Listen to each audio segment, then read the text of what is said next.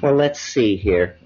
I think what we have to do is think in terms of the exhaustion of our own cultural forms. I mean, that's what we're living through, is a global dying created by the exhaustion of our cultural forms and the vitality of the cultural forms that we see in these so-called primitive, I call them pre-literate people. As Nicole pointed out, they have nothing. But what they seem to have that we cannot seem to get a grip on is a kind of dynamic equilibrium with their environment and peace of mind in the felt experience of the moment. These are the two things we don't have. As a society, we cannot seem to make peace with nature. As human beings, as individuals, it's very hard for us to be at peace with ourselves. I mean, I consider my own life the search for peace of mind. Forget enlightenment, forget shunyata, all this stuff. Just a little peace of mind would be a tremendous boon as far as I can see. So I really think that there's a confluence here of themes and possibilities. It has this richly plotted texture that always lets you know that you're in the presence of a higher order of things. It's that the shamans whom we admire, who we idealize, are seen to be at the center of this environment, the warm jungle, the tropics, the warm tropics, that we find it necessary to destroy. So it's a perfect image of us being at war not only with ourselves, but with nature itself. And you've heard all about how the Amazon and the Congo Basin in eastern Indonesia are all being cleared and lumbered and turned into cattle ranches. This is a tragedy, obviously. We understand and can perceive the dynamics of that. But how to make sense of a situation where, as the World Bank and the IMF attempt to halt this kind of destruction, on the other side of the coin, the United States State Department and the DEA and these agencies propose and are planning to carry out the defoliation of the Waijaga Basin. So there's a schizophrenia here that is not academic. I mean, are we trying to get the patient well, or are we pulling the plugs one by one? We seem to be acting in both dimensions simultaneously. And I think it's because we have not in this culture awakened to the depth of the crisis that surrounds us. There's a lot of kind of self-congratulatory backslapping going around these days over the fact that communists everywhere are in hot water and have to admit that they did it wrong. And this gives a lot of satisfaction to people who feel that means we did it right. We didn't do it right. They did it wrong and now admit they did it wrong. We do it wrong and have yet to even raise the possibility of turning away from what we are doing. The internal contradictions of Marxism were based on a false definition of what people are.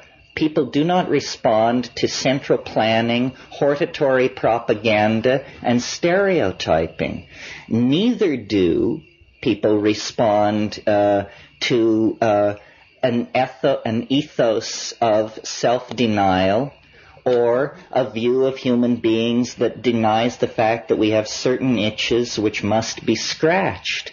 So, I think that the collapse of Marxism is only the collapse of the outer edge of the societal and civilizing assumptions that we have made. After all, Marxism is nothing more than the millenarian retread of Christian millenarianism. And so is modern science, yet another secular retread of Christian millenarianism. So our culture is in trouble. Not trouble. We are at a terminal crisis, a bifurcation that it can only go one of two ways. Horror beyond your wildest imagination, or breakthrough to dignity, decency, community, and caring beyond your wildest imagination. Now, where do you look for models? Where do you go? The answer is so obvious. You go to nature. Nature has been playing this game for 3 billion years on this planet. We have been playing the game, we, the apostles of Christian scientism, for about 2,000 years. Nature has an economy, an elegance, a style that if we could but emulate it, we could rise out of the rubble that we are making of the planet. You know, it was the geographer Carl Sauer who said, man found the planet a climaxed primeval forest. He, and notice the gender here, he will leave the planet a weedy lot. A weedy lot. Well, now this is a metaphor where you change climaxed rainforest for weeds, but it's also true. By clearing land, we promote the kind of plant evolution that stresses very rapid seed production and annular cycles of growth. In other words, weeds.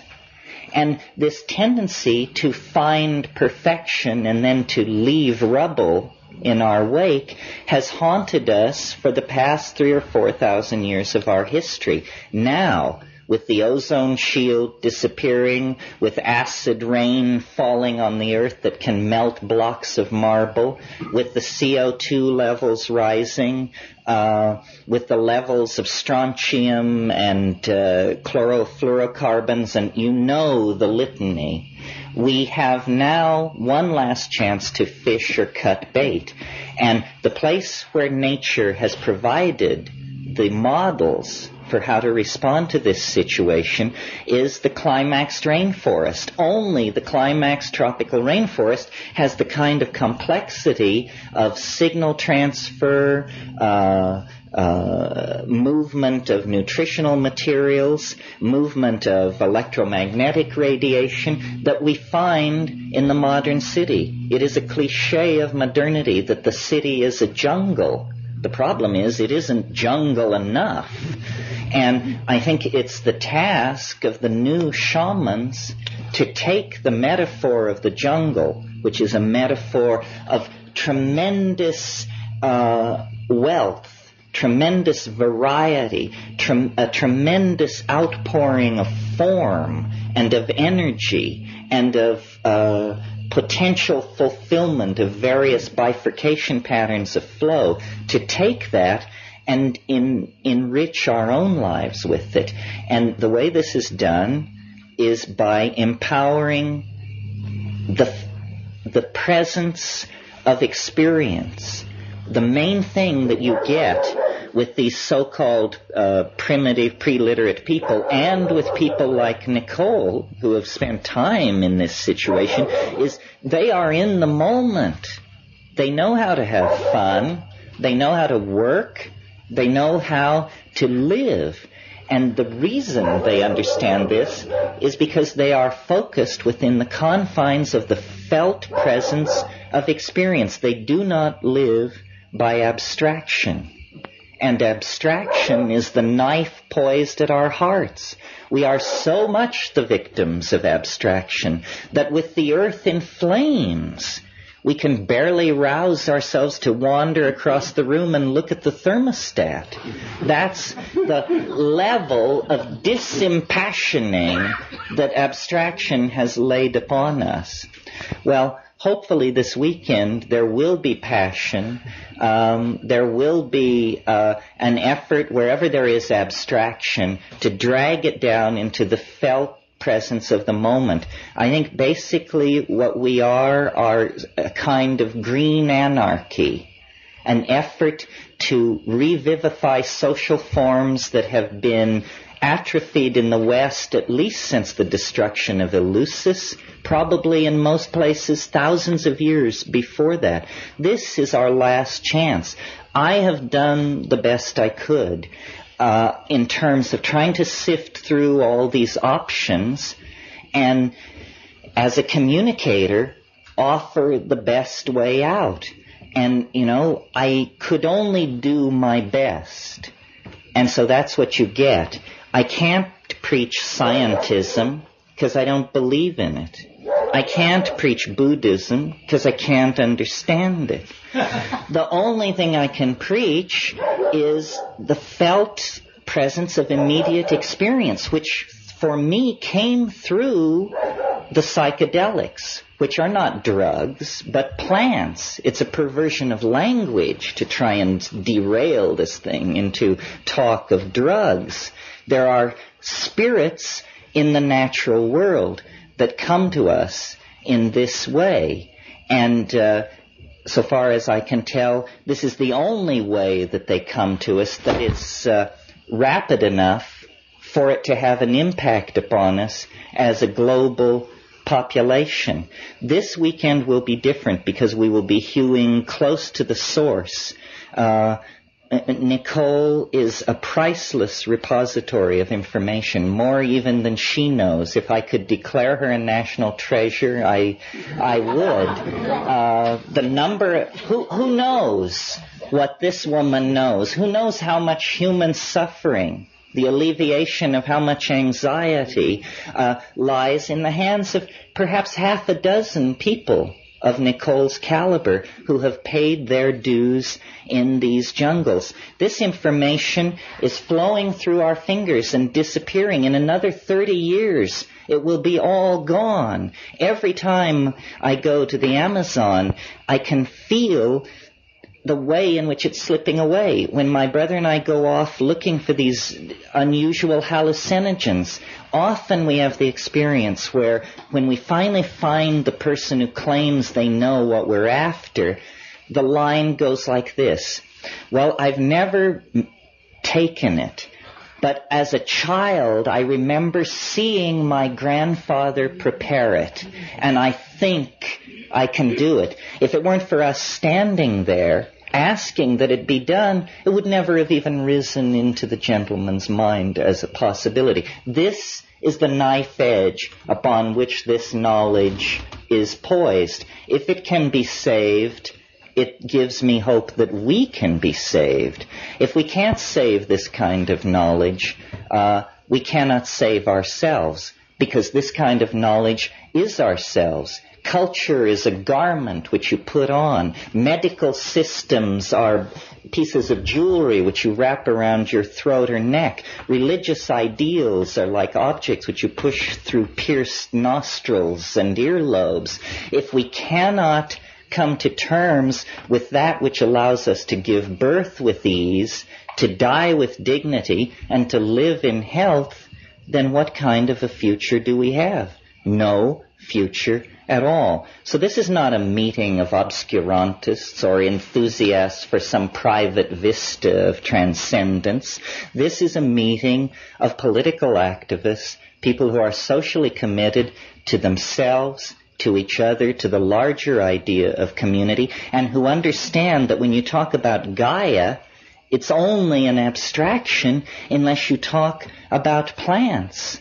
The division between the masculine and the feminine is only trivially a difference between men and women. It is fundamentally a division between plants and animals. Plants are the enveloping feminine matrix of control and refurbishment. Animals are something invented by plants to move seeds around. An extremely yang solution to a peculiar problem which they faced. So the archaic revival, if it means anything, it means reconnecting the Gaian mind, which is a vegetable mind, a feminine, enfolding, boundary-dissolving, planetary mind that is not an abstraction, not a stereotype, not something used to create hortatory propaganda, but a living, breathing reality, a reality which is the only thing which stands between us and Armageddon. History is a kind of horrified realization that something has been lost, that there is an itch hard to scratch in the civilized context, that we have, out of fear, really, descended into patterns of domination of each other, of the environment, of our children, of our social relations with exogamous groups. We have descended into a dominator pattern that is basically based on clutching, on fear. And I'm sure most of you have heard me argue that this is the consequence of ceasing basically to do enough hallucinogens in the diet. That, in fact, what human beings were flirting with over many, many tens of millennia, let's say from 100,000 years ago to 15,000 years ago, human beings were in a flirtatious situation with a symbiotic relationship with this mind resident in vegetable nature. Now, you all know that what classic symbiosis is in biology. It's where, let's take the example of the little fish who lives in the sea anemone, and big fish don't bother it. It gains protection. The sea anemone gains access to larger prey, which come to investigate the little fish. That kind of symbiosis is genetically locked in.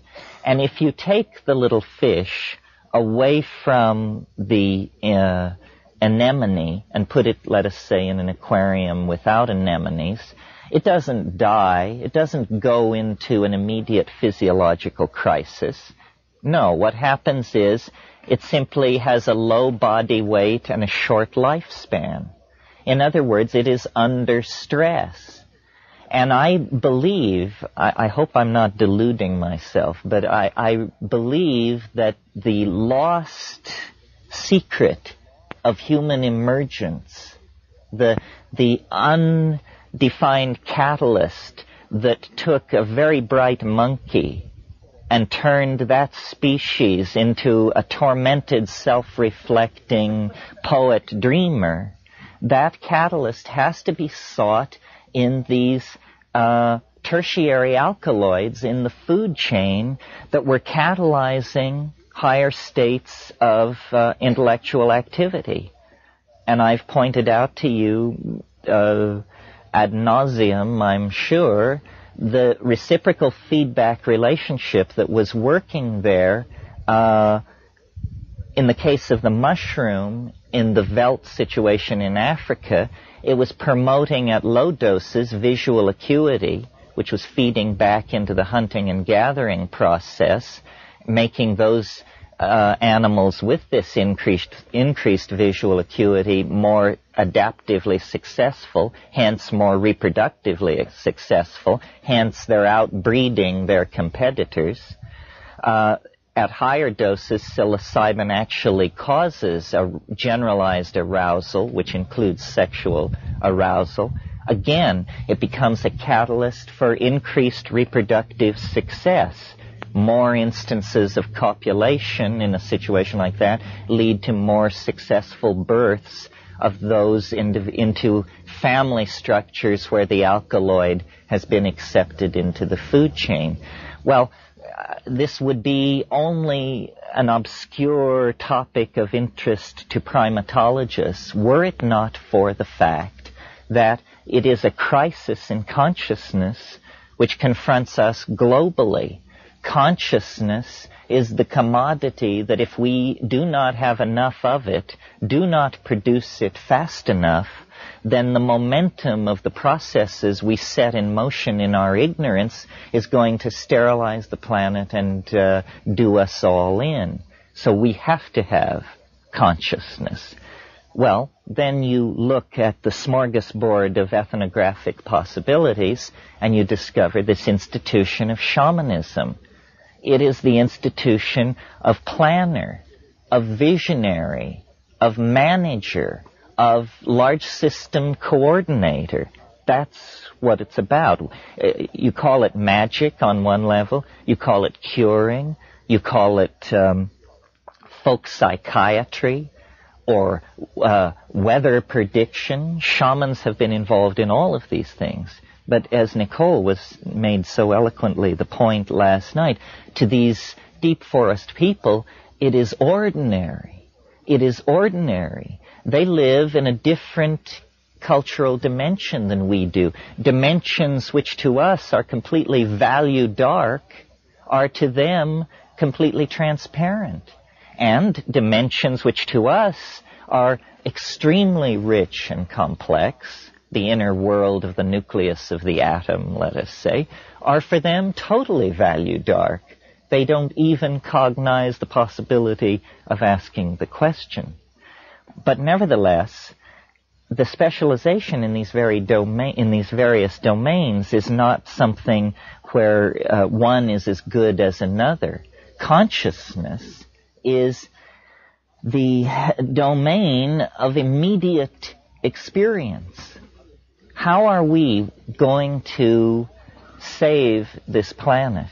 How are we going to take the lethal cascade of toxic, technological, and ignorance-producing habits that are loose on this planet and channel them toward some kind of a sane and livable world? Well, the answer is emerging in culture out of the collectivity of global consciousness. It is what I call the archaic revival. It is this very large turnover in the mass mind. Some people call it a paradigm shift. It's an effort to recover the sensory ratios, the feelings, and the attitudes of 15 to 20,000 years ago, before fear, before ego, before male dominance, before hierarchy, hoarding, warfare, propaganda, child abuse, all of these things. And the answer lies, as was indicated last night, in integration into the dynamics of nature. Well, so far as my analysis gives it to me, the only way you can abandon yourself to the dynamics of nature is to break through the language shell. You must cut through the aura of programming and cultural assumptions that surround us from the moment we are able to speak. The only way this can be done is by dissolving the boundaries of ego. Ego is a structure that is erected by a neurotic individual who is a member of a neurotic culture against the facts of the matter. And culture, which we put on like an overcoat, culture is the collectivized consensus about what sort of neurotic behaviors are acceptable. Now, I don't know, so you see, what I see going on in the Amazon is a very radical psycholytic therapy where they are dissolving, literally dissolving the boundaries of self, culture, and ego assumption. And then what you discover is not the white light, or what William James called a blooming, buzzing confusion, although in the first few minutes it can be like that. But what you really discover is sentient, organized, living, loving nature. That nature is a force. Nature is a mind, a personality, organized with intentionality, organized with feeling, humor, grace, and conviction. Conviction. And if you can get right with that conviction, then that's the secret of dancing in the waterfall. That's the secret of the shaman's apparent transcendence of the rules of mundane statistics. Because that is what it is. The shaman doesn't violate physics. He or she simply knows how to push the improbable to its greatest extent. And in Eastern philosophy, this is called the Tao. Abandonment to the flow, fitting of the small pattern into the larger pattern.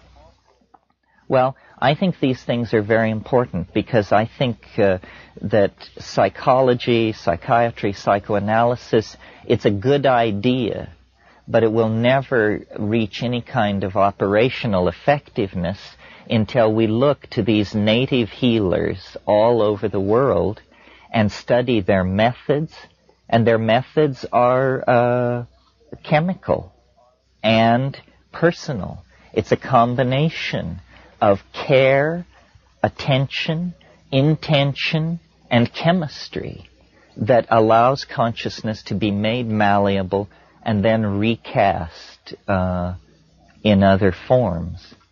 So I find myself this weekend explaining myself. That's what I feel like I'm doing. Why does someone who extols the self-transforming elf machines of the DMT space also claim to be a conservationist, also, have a mathematical dog and poodle show? Well, it's because all of these things emerge out of the concrescence of consciousness, its intention toward its own transformation. Nature is the answer. It's not enough to be like Wordsworth. It's not enough to, this is not, Mao Zedong said the revolution is not a dinner party. And certainly the ecological revolution is not a dinner party. Poetic sensitivity to the death of the planet is not what we're striving for here. What we're striving for is to halt, overturn, and back out of the impending death of the planet. It is very clear now that consciousness will decide that the planet, there are not rosy futures of suburban housing and ratatouille to be extended endlessly into the future. We are approaching a bifurcation where it is either going to become heaven or hell, one or the other. And I think that this archaic intuition, which I see reaching clear back to the birth of the 20th century and the 19th century, back to people like Alfred Jarry and Guillaume Apollinaire and the pataphysicians, the surrealists, the physicists around Einstein, Freud, modern art, modern dance, jazz, all of this stuff is an effort to reclaim the primitive, to reclaim the archaic, to reject all that powdered wig algebra that comes down through the French, English, German tradition of constipated male dominance. And instead, intuit,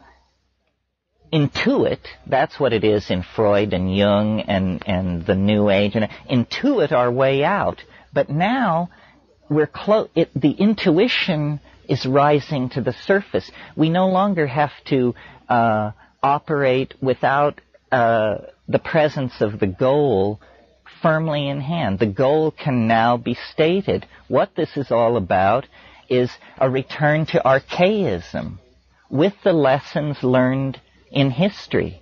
That's where we were happy. The fall was a fall into a veil of tears, into a world of limitation and pain and suffering and infectious disease and so forth and so on. It's a prodigal journey into a lower dimension that can now be ended by a collective cultural decision to commit to this Taoist, shamanistic, feminized, cybernetic, caring, aware, present kind of being. I mean, it's nothing more than what each of us is in our very best moments. But we have to extend those very best moments to fill whole lifetimes. Think of the number of people who suffered and died that we could sit under this tree this morning. I mean, in the last 1,000,000 years, 9 times the glaciers have ground south from the poles, freezing the world into ice and confining human populations to subtropical valleys and the warm tropics.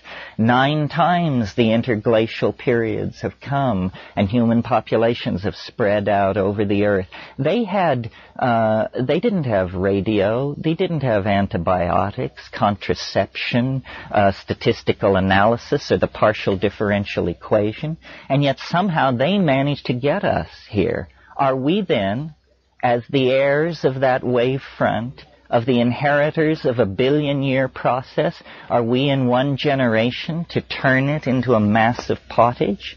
I think not. I certainly hope not. I would like to believe that we could make that leap to conscious awareness that would allow us to take hold. Now, the problem, it was easy the first 10 years that I sat before you, because what we were doing was getting to know each other, to verify that we in fact existed, that I wasn't crazy, you weren't crazy, so forth and so on. Now, what looms ahead is the mess of politics. And this, I'm sure you have no stomach for. I certainly don't. I'd rather be stoned and rocked in the arms of the goddess. But as a matter of fact, this dominator thing is not going to be unhooked and put to bed without a struggle. Everyone is going to have to be counted. I've talked to you in recent months about memes. Memes being the smallest potential units of ideas. They're like genes. We are the nucleus of a mutant meme. The meme of plant consciousness, hallucinogenic consciousness, shamanistic consciousness. We have to refine this meme, replicate it through repetition, and spread it through society in the same way that a plant sheds seeds into an ecosystem. The idea will compete. The idea is a good one. It's adaptive, it's clever, it's tough, it's invasive, it can make use of many contexts to promote its own existence. But it can't do any of that if we don't replicate it and get it out. So I see these kinds of meetings as an opportunity for building community, as an opportunity for people to look around themselves and connect with the other people who are here. We cannot be told from the rest of the population unless we self-select and gather together at a single point in space and time. When we do that, we recognize each other. When this meeting is concluded, we will merge back into the larger stream of the body politic, but carrying this meme of the Gaian resurgence, the Gailanic wave that must come. I mean, people say it's so wonderful that you articulate these feminist ideas and so forth. I do it because I don't want to be dead. I do it because I don't want my children to have no world to live in. There is no choice. The walls are high and the current is moving very fast. What we need to do is merely keep our spirits high and learn to sing the song. My friend Ralph Abraham is a proponent of this school of mathematics called chaotic attractors or dynamics. And this is the notion that many processes are not pushed from behind by the momentum of casuistry, as in the ordinary Newtonian model of process, but that there are what he calls attractors, or basins of attraction. And these are things which lead processes forward. For instance, a somewhat trivial example would be if we had a large bowl and a marble, and every time we released the marble up near the rim of the bowl, we would notice that it unfailingly rolled to the bottom of the bowl and located itself somewhere near the center of the bottom of the bowl. We could say that the bottom of the bowl acts as a basin of attraction for the marble. In other words, the marble finds its most, that its energy state is most at equilibrium when it locates itself in the trough of the bowl. So there is a way of analyzing processes to see them as though they were led rather than pushed. And I think it's fruitful to see human history this way. You see, what we deny as a culture of materialist, positivist reductionists, is the presence of spirit in the world, in ourselves, or in nature. And so Western science is very concerned to deny what is called telos. Telos is a Greek term for purpose. Purpose. The same idea as the attractor that I was trying. If you have a target, if you're driving a car toward a goal, the goal is your telos. It decides how you will steer the car. Well, it has been for the past 150 years extremely fashionable in sociology and biology because of Darwin to deny telos in nature, to say that, any apparent order in nature is made up of the disorder of random mutation meeting the disorder of natural selective processes, and these two streams of converging disorder create a kind of apparent or virtual order, which is an illusion. This is the orthodox theory. And when you take this Darwinism and put it into historical theory of human processes in time, you get the modern position in academic philosophy about history, which is that it is, and the official phrase is, trendlessly fluctuating. That's what we are asked to believe we are embedded in, a 10,000-year-old process of trendless fluctuation.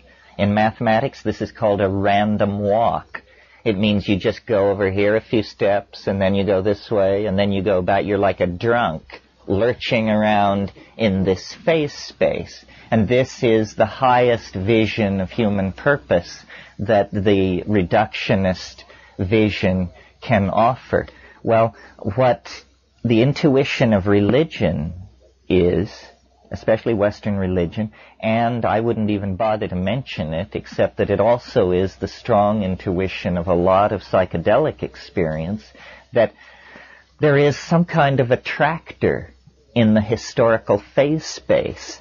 There is something which is drawing everything toward it. It's like a higher dimensional entity that casts an enormous shadow over the human landscape, so that, at sitting around campfires 50,000 years ago, people felt this vague tug toward organization, order, cognitive activity, epigenetic activity. Epigenetic activity means coding stuff not in your genes, but in dance, gesture, ritual, and ultimately in clay and on paper and in electronic storage methods.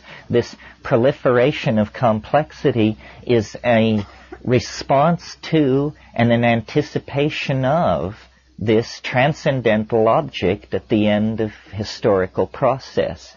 You see, if it weren't for our presence on this planet, even modern science at its present primitive state could give a fairly good accounting of what's going on, that out of complex polymers arose super complex polymers which were self-replicating, and that was life, and then you have an animal population. But the fly in the ointment of this rational model of reality is ourselves.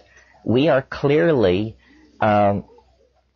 imbued with a higher dimension, which we call spirit, in a way that ordinary matter, when imbued with a higher dimension, is called life.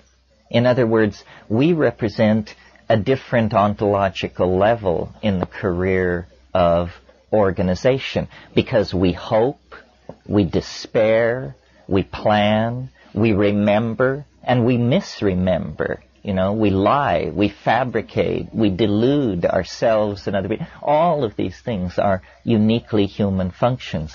Well, I think that shamanism, which is the focus of our concern here, is a kind of anticipating of the whole pattern. And that this is really the way to think about shamanism when thinking of it as a force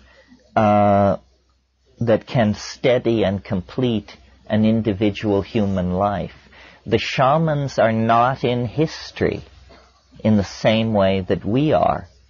By having access to this higher dimension that they go to in their trance states and their states of intoxication, they gain a fractal overview on process, on life.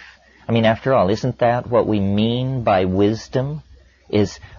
Wisdom is understanding how things really work, how they really work.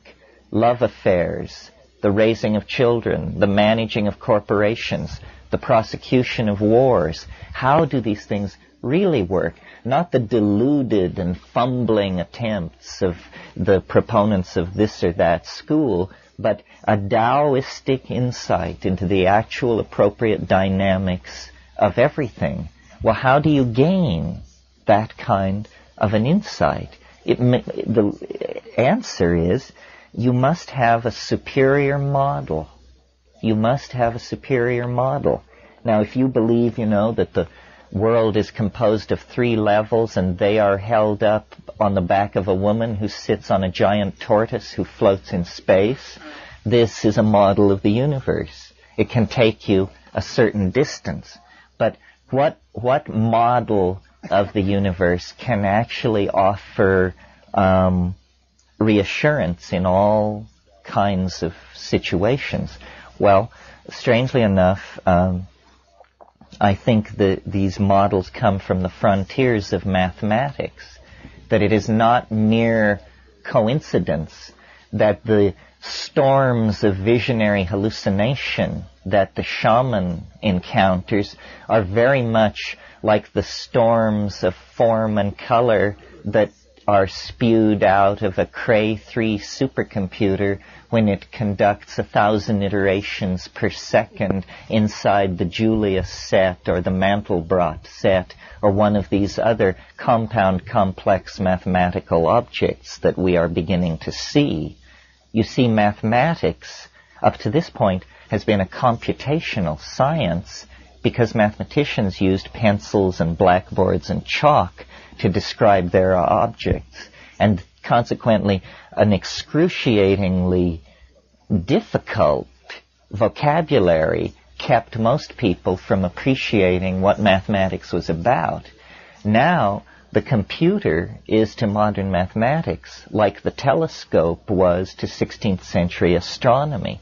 The computer becomes a window into domains of hyper-complex computability that previously could barely even be conceived, but that now, at a rate of millions approaching billions of iterations per second, Ralph works on the MMPP machine, the multiple parallel processing machine at Goddard Space Flight Center. It does 800 megaflops per second.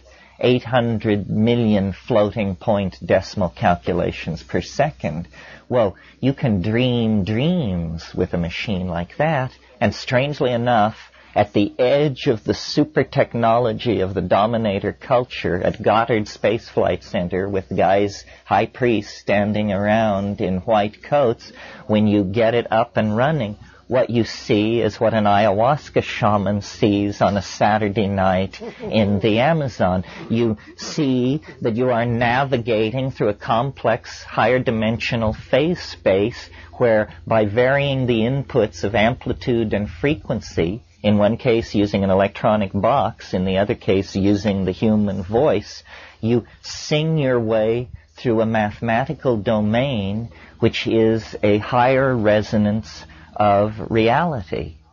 And you learn how the world really works, how things happen.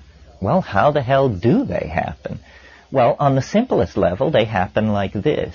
They have a beginning, they have a middle, and then they die away as an oscillation, a damped oscillation. Now, this simple truth to which we all nod assent is, in fact, the hardest thing, the hardest swallow there is for the dominator ego and the dominator personality. Because what this simple truth says, things come into being, they achieve their inflorescence and they fade away, is, as Heraclitus put it, pantit rea, all flows. Nothing lasts. Nothing is saved. And this is, our glory and our agony. That, the people we love and the people we hate are swept away by time. Empires, dynasties, continents are swept away by time. And yet our search for security is cast in the dominator culture as a search for permanence. I want to buy a house. I'd like to get my trust fund functioning a little better.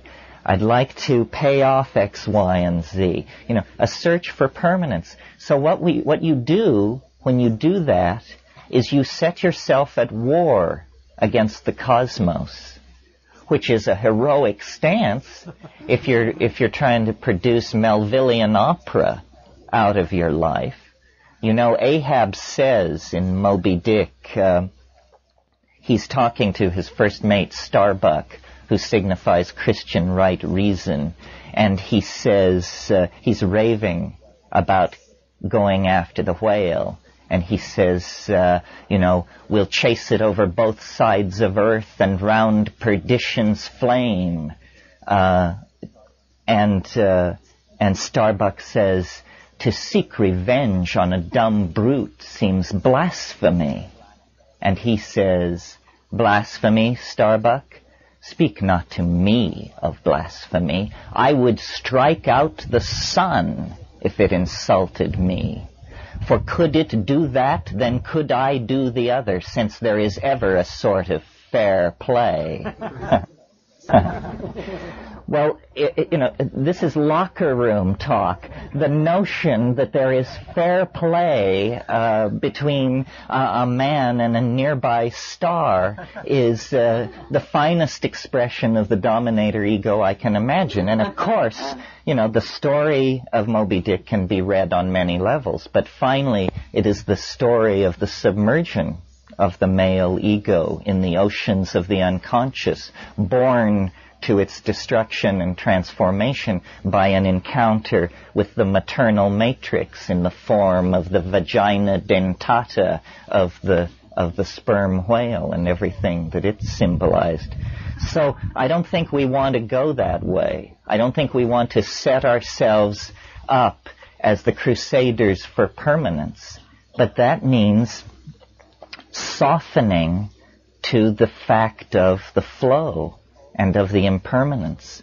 Nicole has made the point very eloquently that these people in the Amazon have nothing. The wonderful thing about the Amazon is that nothing lasts. Nothing is worth having. I mean, a book, forget it. Clothing, houses, everything is just swept away by the incessant recycling of material. So all that is permanent are values. Personality, strength, honesty, decency, dignity. These are things which can be erected against the flow and have some hope of permanence. So I think, shamanism is permission to transcend anxiety by accepting the transience of all form. And this is a truth of the universe that cannot be ignored. So once it is integrated, then it's as though resistance in the electrical circuits that surround your integration into the world begins to fall. You accept that the present moment is the richest apex of being, that on the downside back into the past, it shades off into memory and its vagaries. In the future, it shades off into a series of adumbrations and anticipations. I think that the shamans gain this tremendous authenticity that you feel in their presence, the good ones, because they have seen the end. They have a model of how process happens, and so they don't push and they don't clutch, and then energy flows through them. And our civilization has to learn this. I think I said at one point in this weekend, only Gorbachev is taking the position that we did it wrong and that we need to deconstruct. And yet every society did it wrong. We all did it wrong. Capitalism, it's wonderful that you can get a safety pin at 4 a.m. within a half mile of anywhere in the United States. And I'm sure the Russians wish they had it so good. But is that the be-all and the end-all of cultural values, that you can walk the fluorescent lit aisles of Kmart and congratulate yourself that whether it be gas can, sanitary napkin, or whatever, it's there waiting for you?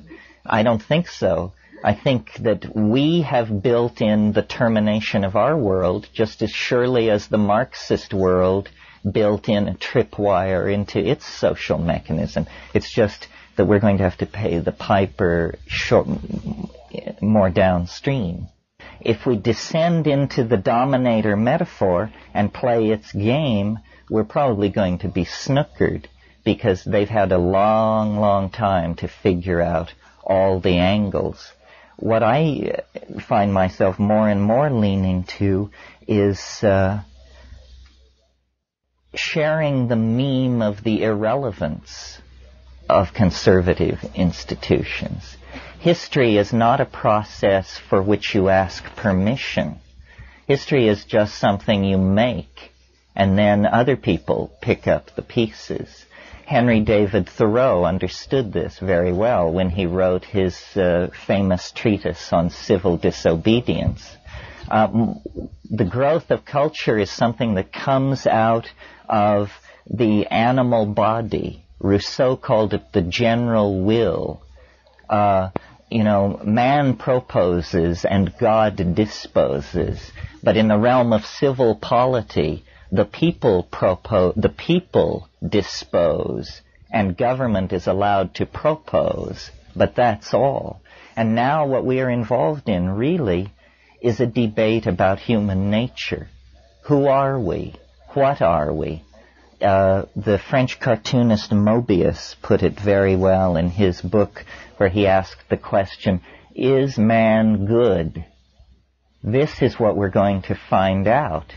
And my feeling is that it isn't decided yet. That it is, H.G. Wells called history a race between education and disaster. Well, they're in the home stretch, neck and neck. It's clearly going to be a photo finish.